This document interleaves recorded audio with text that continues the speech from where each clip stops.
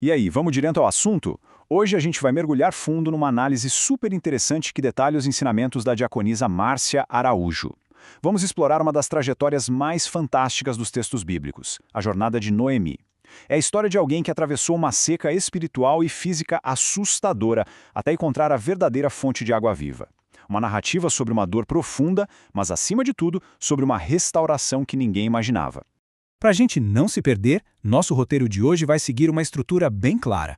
Passaremos pela história de Noemi, a decisão de Ruth, a redenção por meio de Boaz, o caráter de Noemi, algumas lições para os cristãos e, por fim, a fonte de água. A ideia é sair da tragédia histórica e construir uma lição incrível sobre provisão divina e restauração. Bom, começando pela seção 1, a história de Noemi, uma jornada de fome e perda. A coisa toda começa num lugar chamado Belém de Judá.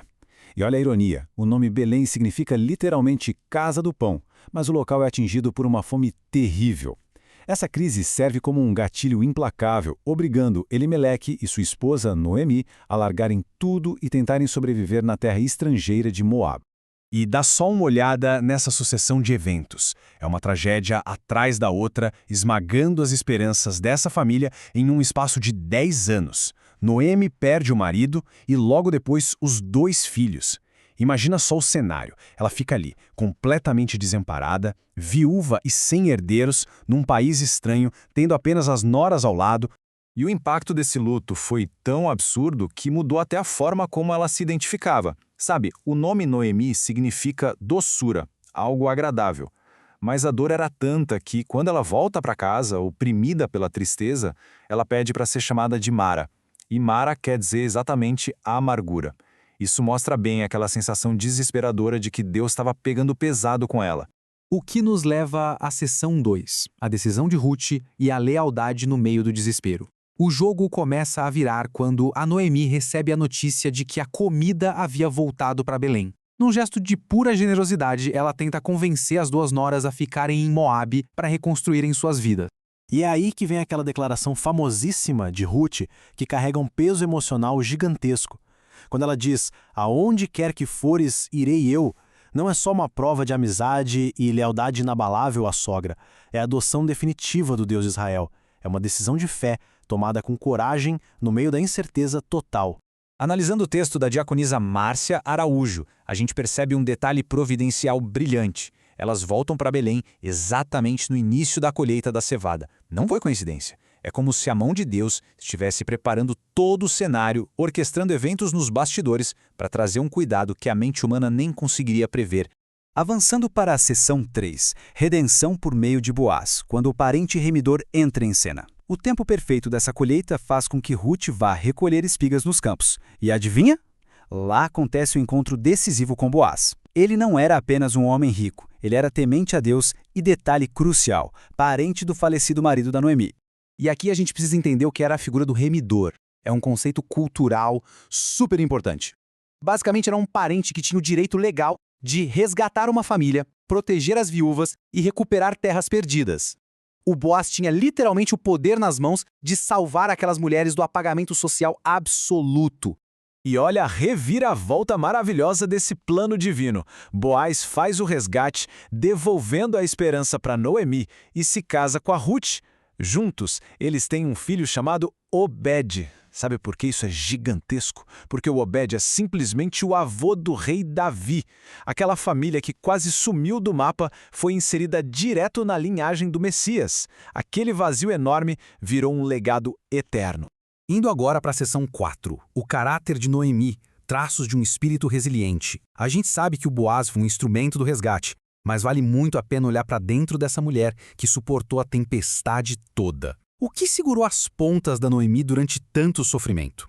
É muito legal como os ensinamentos da diaconisa Márcia Araújo apontam direto para 4 características vitais: fé, lealdade, sabedoria e resiliência. Esse é o segredo. Mesmo na fase mais crítica, quando ela pediu para ser chamada de amarga, a Noemi continuou buscando respostas em Deus. A fé dela estava ferida, com certeza, mas continuava ativa.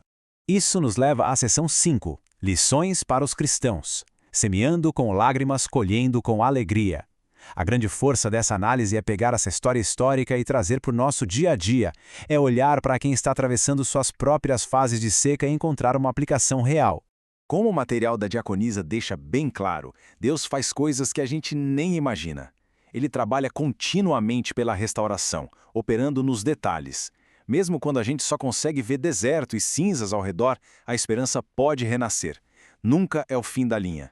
Usando o Salmo 126, a gente tem a imagem perfeita para explicar isso.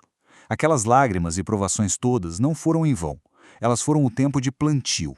Uma semeadura sofrida, é verdade, mas que estava preparando o terreno para uma colheita inacreditável de alegria e um legado profundo.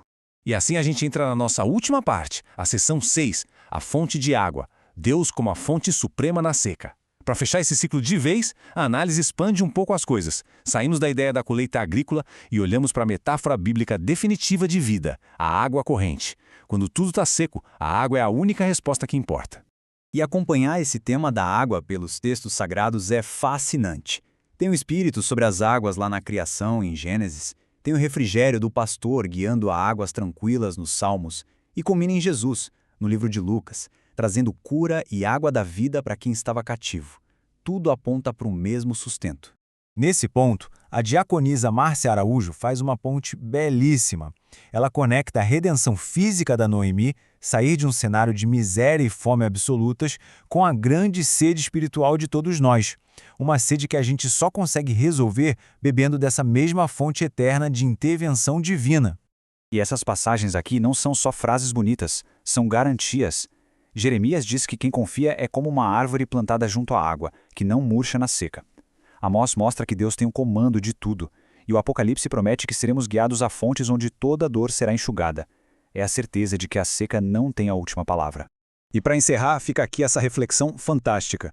Quando a seca pessoal e a amargura batem na porta, para onde a gente está correndo? Vendo essa trajetória da Noemi, do vazio extremo até um legado que durará para sempre, a gente só pode se perguntar como se conectar hoje com essa mesma fonte de vida. E então, vamos avaliar onde estamos buscando o nosso sustento? Fica a reflexão.